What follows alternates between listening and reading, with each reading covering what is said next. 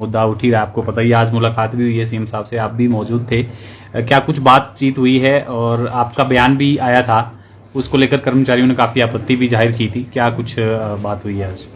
देखिए, पहले तो मैं एक चीज कहना चाहूँगा कि हिमाचल प्रदेश के समग्र विकास के लिए हम सब की ये जिम्मेवारी है, हर हिमाचली की, जो भी जिस पोजीशन पे है, चाहे वो पॉलिटिशियंस हैं, अफसर हैं, कर्मचारी हैं, किसान हैं, बागवान हैं, मजदूर हैं, हर आदमी जो है अपने अपने स्तर पे अपनी अपनी जब सही भूमिका निभाएगा तभी हिमाचल प्रदेश जो है एक आदर्श राज्य के तौर पे एक आत्मनिर्भर हिमाचल बनेगा।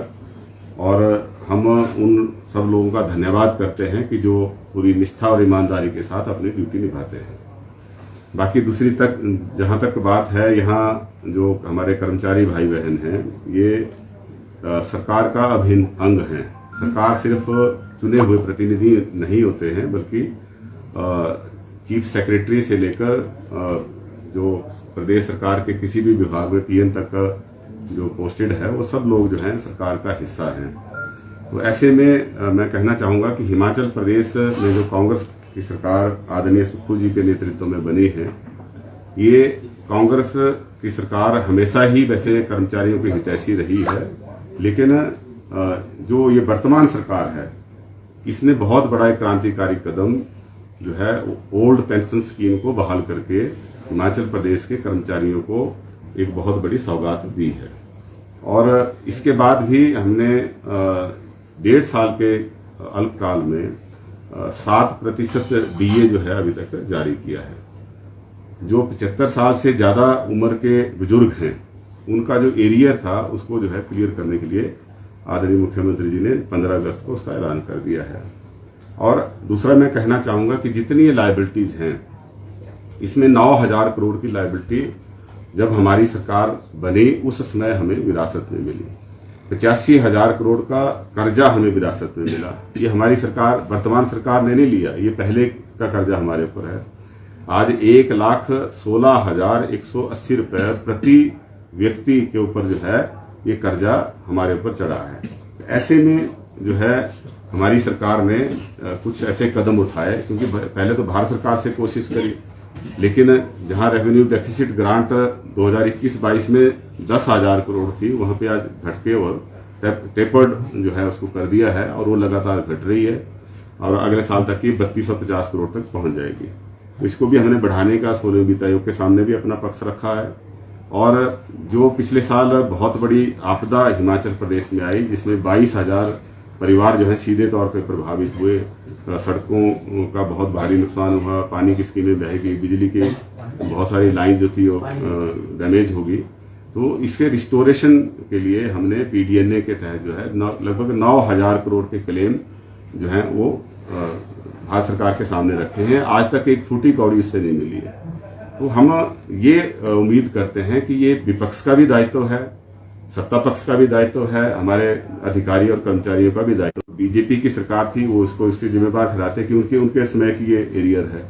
दूसरा, जो एनपीएस का 9200 करोड़ के करीब भारत सरकार के पास हिमाचल सरकार और कर्मचारियों का फंसा है, उसके लिए वो धरना देते, लेकिन उसकी कोई बात उन्होंने आज तक नहीं की है।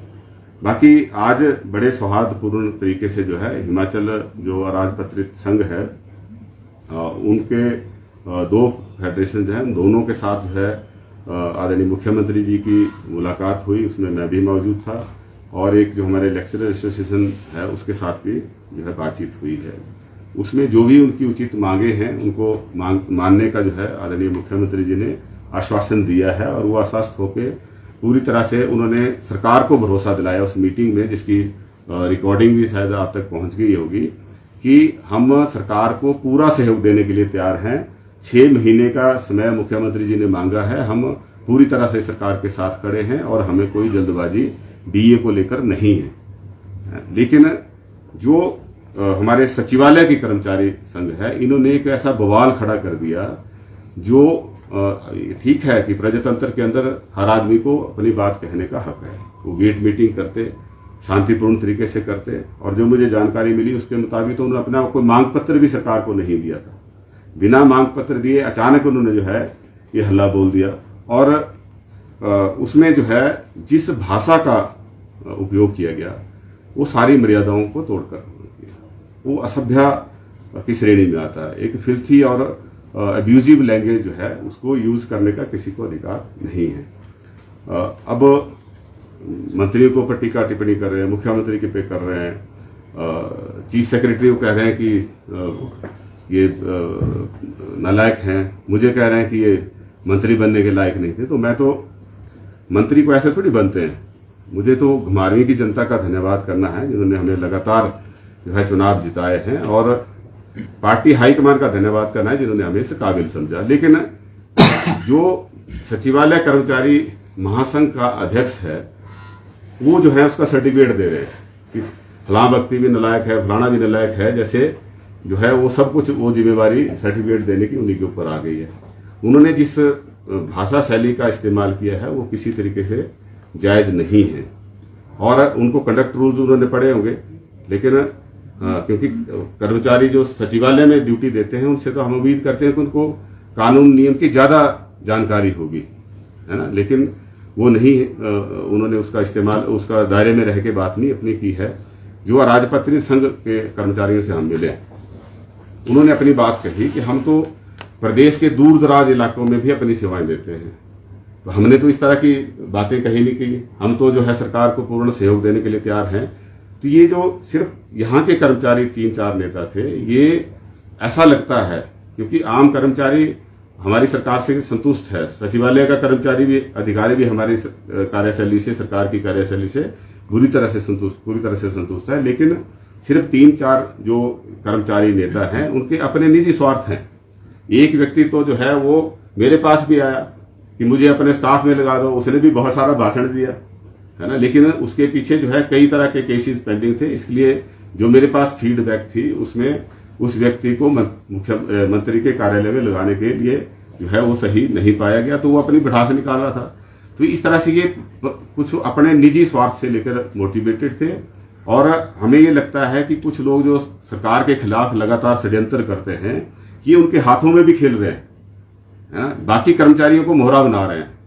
अपनी नेतागिरी चमकाने के लिए बाकी कर्मचारियों को इस तरह से इस्तेमाल करना किसी भी तरीके से वाजिब नहीं है। बाकी जो डीए की बात है, हमारी सरकार ने इससे पहले भी बिना किसी दबाव के, बिना किसी मांग के जो है, इसके लिए कोई हड़ताल नहीं हुई, किसी तरह का कोई प्रदर्शन नहीं हुआ। जो अभी तक बेनिफिट्स दिए हैं इसके लिए बिना किसी दबाव के सब कुछ किया है और आगे भी करेंगे। लेकिन साथ में हमें जब सरकार को जो उसके पास अवेलेबल रिसोर्सेज हैं, जो संसाधन उसके पास हैं, उनका बेनिफिट जो है वो हिमाचल प्रदेश के हर व्यक्ति को मिले, क्योंकि सरकार के संसाधनों के ऊपर सबका हक है। कर्मचारियों को उनका अधिकार मिले, लेकिन जो गैर कर्मचारी हैं, लगभग 15-16 लाख परिवार हिमाचल प्रदेश में ऐसे हैं जिस परिवार से कोई सरकारी कर्मचारी अधिकारी नहीं है। हमारे समाज में कई ऐसे वर्ग हैं जिनके लिए हमारी सरकार ने बिना मांग के काम किया है, चाहे वो अनाथ बच्चे हैं, चाहे हमारी विधवा बहनें हैं, चाहे हमारे वृद्ध लोग हैं, हमारे किसान हैं, बागवान हैं, मजदूर हैं, सबको कुछ ना कुछ हमारे जो बजट अनाउंसमेंट्स हैं उसमें हर व्यक्ति को कुछ ना कुछ राहत दी है, चाहे आशा वर्कर हैं, आंगनबाड़ी वर्कर हैं, किसी वर्ग को नहीं छोड़ा है। लेकिन उसके लिए उन्होंने कोई हड़ताल नहीं की थी। लेकिन फिर भी अगर वो अपनी बात रखना चाहते तो अपने शांतिपूर्ण तरीके से रखते, सभ्य तरीके से रखते। कर्मचारी भाई बहन तो पढ़े लिखे लोग हैं, तो उनके जो प्रतिनिधि हैं उनसे अपेक्षा की जाती है कि वो और भी सभ्य होना चाहिए। लेकिन ये तो जैसे गुंडे मवाली भी इस तरह की भाषा का इस्तेमाल नहीं करते जिस तरह का भाषा का इस्तेमाल जो है इस प्रदर्शन के दौरान इन 3-4 नेताओं ने किया है। तो ये बिल्कुल सरेआम जो है जो अनुशासन है उसकी अवहेलना है, कंडक्ट रूल्स के जो है देखी की है, उसको पूरी तरह से तिलांजलि दी है। तो इस बारे में जो है ये इनको भी सोच समझना चाहिए कि हम किस दिशा में जा रहे हैं, है ना। ये कोई अच्छा जो है प्रेसिडेंट जो है वो स्थापित नहीं कर रहे हैं। क्या कार्रवाई भी होगी जिस तरह से आप जिक्र कर रहे हैं कि कंडक्ट रूल के बाहर भाषणबाजी की है, क्या इन नेताओं के खिलाफ कार्रवाई भी करेगी सरकार? ये भविष्य के गर्भ में है, लेकिन ये सरेआम जो है इन्होंने कानून नियम की धज्जियां उड़ाई है। ये सिर्फ जो मीटिंग थी ये सिर्फ गेट मीटिंग होती है, सिर्फ जो आपका ऑफ टाइम है, ड्यूटी टाइम नहीं है। तो 1 से 2 बजे तक लंच टाइम था, ये तो 3:30 बजे तक भी दोनों दिन जो है वो चली है। सर, जो सचिवालय कर्मचारी नेता हैं उन्होंने ये भी कहा है कि जो मुख्यमंत्री और मंत्री उनको अपने भत्तों से और सैलरी से भी कटौती करनी चाहिए, क्योंकि मोबाइल हम उनकी बात से बिल्कुल सहमत हैं। देखो, लगभग 58,000 करोड़ का बजट हिमाचल प्रदेश में है, उसमें से लगभग 45% जो है ये वेतन और पेंशन पे खर्च होता है। 45% में से ये लगभग जो है ये 27-28 करोड़ रुपए के करीब बनता है। 2300 करोड़ जो है हर महीने जो है सैलरी पेंशन पे लगता है। तो इसमें जो विधायकों को और मंत्रियों को, मुख्यमंत्री को टारगेट कर रहे हैं, तो उनके ऊपर तो मुश्किल से 25 करोड़ के करीब खर्च होता है। पूरे बजट का 25 करोड़ खर्च होता है। लेकिन फिर भी मैंने पिछले कल भी कहा था कि अगर हमारे सामने आप बैठे, क्योंकि हमारे ऊपर कट लगाने से कोई बड़ा ज्यादा योगदान जो है उसमें नहीं मिलेगा फाइनेंशियल हेल्थ को ठीक करने में, है ना। लेकिन हम सब जो है इसके लिए तैयार हैं, बशर्ते आप भी तैयार हों, क्योंकि इस सिचुएशन से तभी बेल आउट हो सकते हैं। हमारे जो सरकार है इसके सामने एक बड़ी विकट परिस्थिति पैदा हो गई है, क्योंकि इससे पहले हमारी जो सरकारें रही अर्ली 90 से लेकर आज तक ये लगातार जो है लोन पे लोन लेने का जो है इनके सिलसिला जारी रहा। और उस समय उनको फ्रीडम थी, वो असीमित राशि का लोन जो था वो ले सकते थे। जैसे ही हमने ओल्ड पेंशन स्कीम लागू की, भारत सरकार ने लोन लिमिट फिक्स कर दी। अब हम इस समय जो है 6,000 करोड़ से ज्यादा का लोन नहीं ले सकते हैं। यही मैंने उस समय भी कहा था कि माननीय मुख्यमंत्री जी ने आपसे अनुरोध किया है कि 6 महीने के लिए हमारा आप सहयोग दीजिए। जैसे ही सरकार के खजाने में पैसा आएगा वैसे ही हम आपके जो डीए की किस्त है उसको जारी कर देंगे। तो अराजपत्रित महासंघ तो उसके लिए सहयोग दे रहा है, लेक्चर एसोसिएशन जो है सहयोग दे रही है, जितने भी हमारे फील्ड के कर्मचारी अधिकारी है, किसी ने उस पर आपत्ति नहीं जताई। सिर्फ इन 3-4 नेताओं के जो सेक्रेटरीट में यहाँ एक बवाल खड़ा कर रहे हैं और बातें क्या कर रहे हैं कि मैं तो मुख्यमंत्री हूं। भाई, मुख्यमंत्री ऐसे थोड़ी बनते हैं। कोई कर्मचारी अपने आप को मुख्यमंत्री के साथ इक्वेट नहीं कर सकता, विधायक के साथ इक्वेट थोड़ी कर सकते हैं। ये तो प्रजातंत्र की व्यवस्था का ही अपमान है, उन लोगों का अपमान है जो एक वोट देके जो अपनी सरकार को चुनते हैं। आपको लगता है सर कि इनके पीछे किसी और का हाथ है या नहीं? निश्चित तौर पे लगता है, क्योंकि ये लोग, ऐसा लगता है कि जैसे ये किसी के हाथों के पपट हैं। और जिस तरह की भाषा का इस्तेमाल किया गया वो सरेआम जो है वो इन्होंने सारी मर्यादाओं का जो है उल्लंघन किया है ना। ये किसी तरीके से इसको वाजिब नहीं ठहराया जा सकता। वो हमारे भाई हैं, बहनें हैं, वो हमारे से बात करते। अगर उनको लगा कि मैंने कुछ गलत बोला है तो मेरे से भी पूछ सकते थे, या सीधे शब्दों में बोलते कि भाई ये बात आपने उचित नहीं कही, मैं उसकी क्लैरिफिकेशन देता। मेरा बयान जो है रिकॉर्डेड है, आप लोगों के पास भी है, और मैंने सीधे तौर पे यही कहा कि आपसे 6 महीने का समय मांगा है, आप 6 महीने का समय दें, जैसे ही हमारी व्यवस्था ठीक बनेगी उसको हम जारी करेंगे। लेकिन व्यवस्था ठीक नहीं बनती है, जिसका उन्होंने बवाल खड़ा किया। अगर भाई सरकार के खजाने में पैसा नहीं होगा तो उसका नुकसान भी हम सबको उठाना पड़ेगा। उसमें कर्मचारी भी हैं और हम लोग भी हैं और प्रदेश के अन्य लोग भी हैं, है ना। तो यही बात मैंने उनको कही, इसमें हमने गलत क्या कह दिया।